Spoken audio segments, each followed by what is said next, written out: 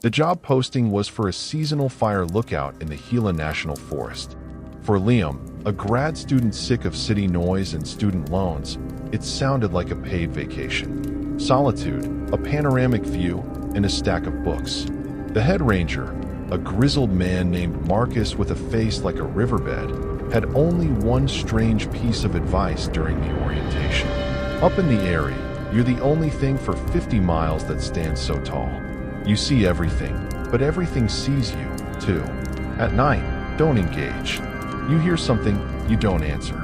You see something, you don't wave. Just be a rock. Be a tree.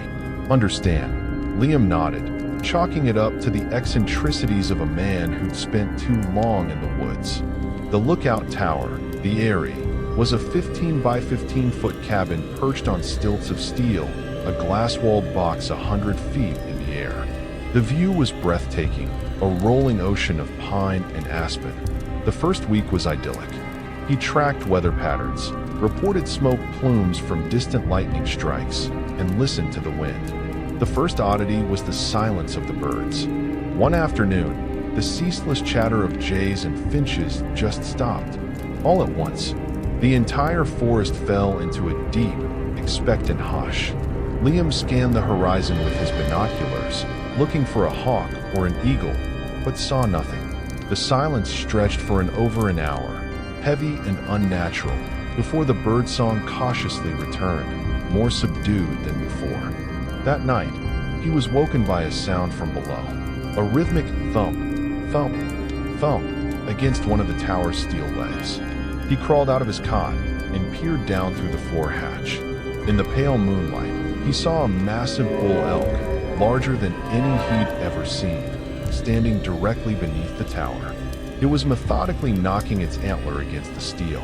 The sound wasn't aggressive, more like a deliberate, patient signal. Its eyes, catching the moonlight, seemed to glow with a faint, reddish light. It stared right up at him, unblinking. Liam felt a primal fear, a feeling of being assessed. He remembered Marcus's words and backed away from the hatch, his heart hammering. The thumping continued for another hour before ceasing as abruptly as it began. The next day, a thick fog rolled in, reducing his world to the gray interior of the cabin and the swirling mists just beyond the glass. The radio, his only link to the outside world, crackled to life. "Eyrie, this is base. Status report, Liam." It was Marcus's voice. "All clear, Marcus. Visibility is nil, but no smoke, no signs of trouble." A pause. Then, "Good to hear. Just checking. You haven't seen anything unusual, have you? Like wildlife acting strangely?" The question sent a chill down Liam's spine. "Saw a big elk last night. Seemed a little bold, but that's it." Another long pause, filled with static. "Right, an elk. Just be a rock, son. Be a tree. Base out." The fog didn't lift. For 2 days, Liam was suspended in a white void. The isolation began to gnaw at him. On the second night of the fog, he heard a new sound. A woman crying. It was faint, carried on the wind, a sound of profound grief that seemed to come from the forest floor directly below. He fought every instinct to call out, to shine his flashlight down. He remembered the warning. Don't engage. He pulled his headphones on, blasted music, and tried to ignore the heartbreaking sobs that seemed to seep through the glass. Around 3 a.m., the crying stopped. It was replaced by a soft, inquisitive tapping on the window pane right behind his head. Liam froze, every muscle in his body locking up. He was 100 feet in the air. Nothing could be at the window. He slowly, deliberately, turned his head. There was nothing there but the swirling fog. But as he stared, a shape began to resolve in the mist. A pale, long face, almost human, with eyes that were too far apart and a mouth that was a lipless slash. It was pressed against the glass, its features distorting as the fog swirled around it. Then, a voice whispered, not from outside, but from the radio speaker on the desk. It was his mother's voice, a perfect imitation. "Liam, are you all right? I had such a bad dream about you." Terror, absolute and paralyzing, washed over him. His mother was in Ohio, 1,000 miles away. He scrambled away from the window, his back hitting the far wall. The face in the fog vanished. The radio crackled again, this time with Marcus's voice, but it was strained, panicked. It knows you're there. Don't let it in. It wears their skins, Liam. It wears their voices.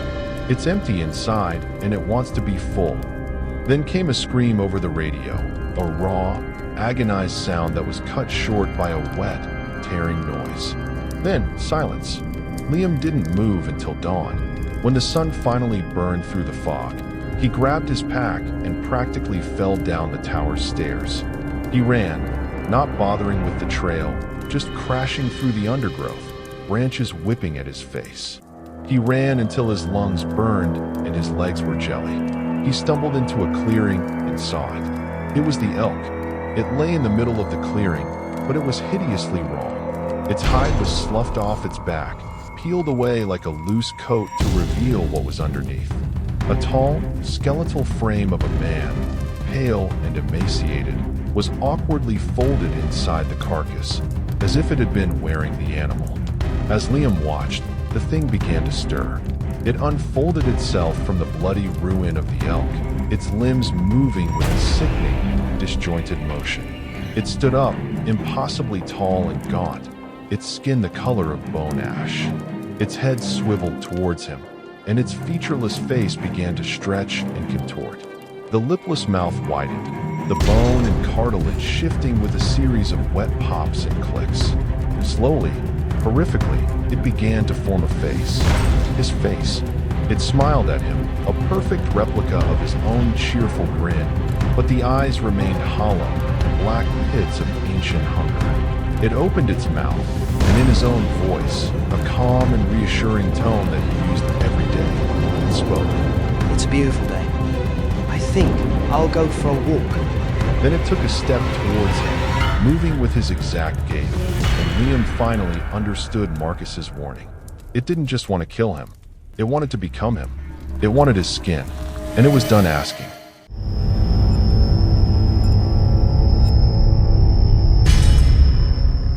The first thing that hit Caleb when he arrived at his great-uncle's ranch in the Arizona high desert was the silence. It wasn't a peaceful silence. It was a heavy, watchful quiet that seemed to press in on him, muffling the sound of his own breathing. His great-uncle Elias had died a month ago, a sudden heart attack, the doctor said. Caleb, his last living relative, inherited the sprawling, dust-choked property.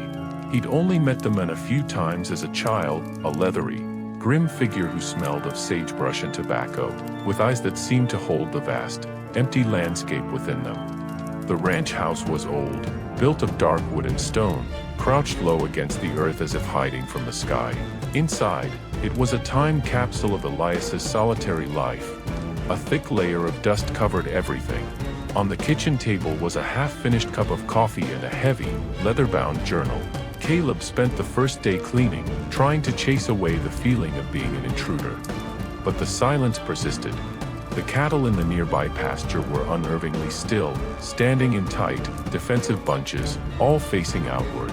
His dog, a boisterous golden retriever named Buster, who usually explored new places with manic joy, whined constantly and stayed so close to Caleb's leg he was a furry, trembling shadow. That night, the sounds began. It started with a coyote, yipping and howling from the mesas. But the sound was wrong. It was too rhythmic, too deliberate. It sounded less like an animal and more like a human imitating an animal, and doing it badly. The hair on Caleb's arms stood up. Buster let out a low, guttural growl that vibrated through the floorboards. Caleb dismissed it. City boy nerves. He was used to the drone of traffic, not the wild sounds of the desert.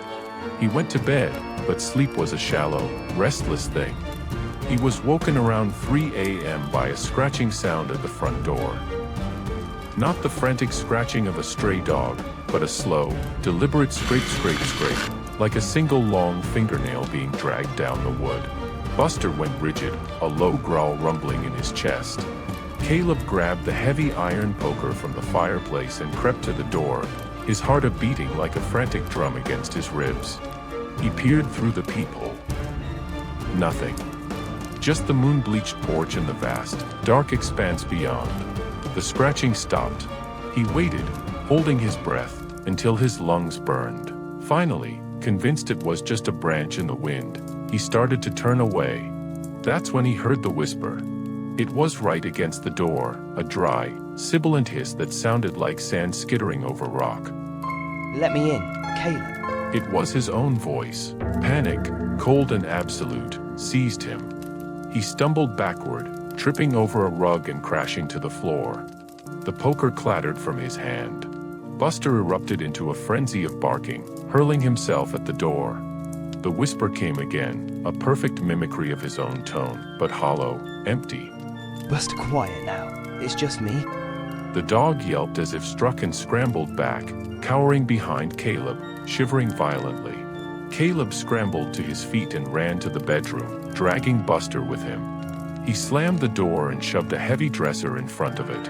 He didn't sleep again. He sat with his back to the dresser, a shotgun from Elias's gun cabinet laid across his lap, and listened. For the rest of the night, he heard it, the sound of his own footsteps pacing on the porch, the sound of his own throat being cleared, the sound of him whistling a tune he hadn't thought of in years.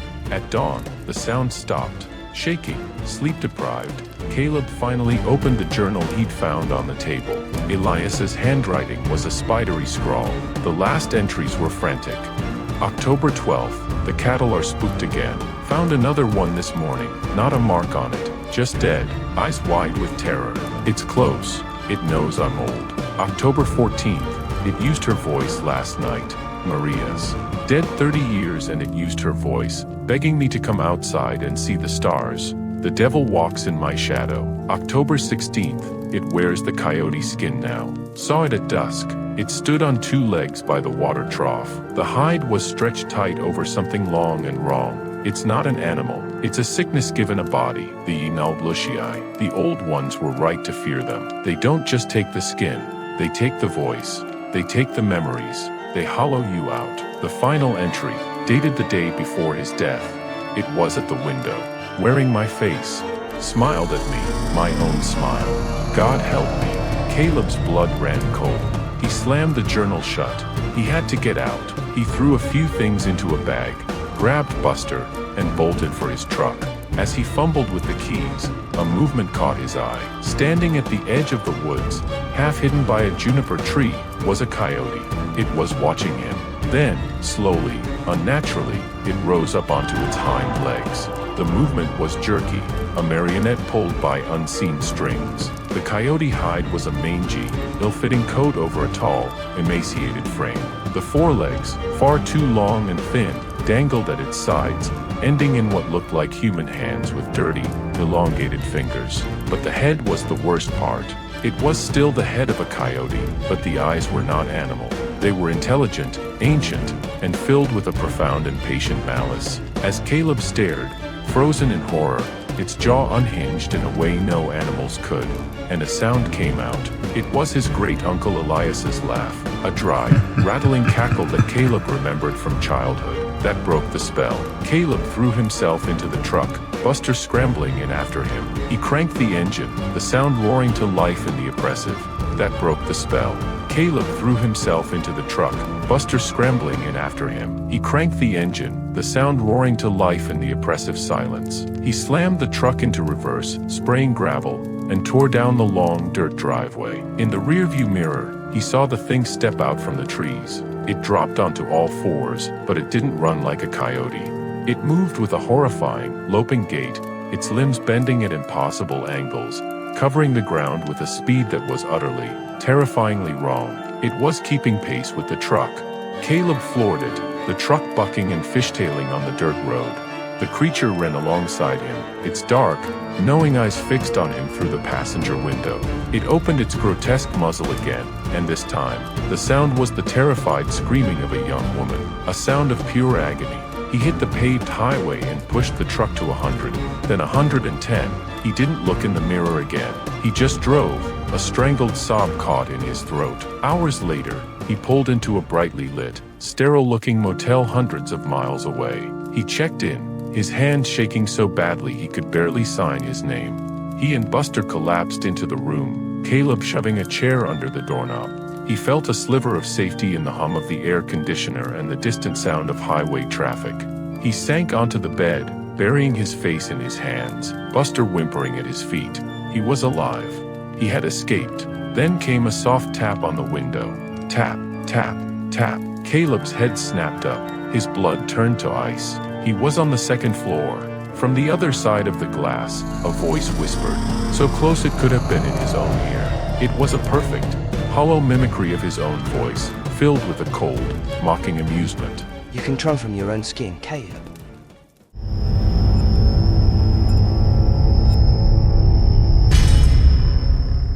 When I was a kid, my grandmother used to warn me about the ravine behind her house. "Don't go down there after dark," she'd say, her voice trembling. "There are things that walk in the night, and they were the faces of people you love."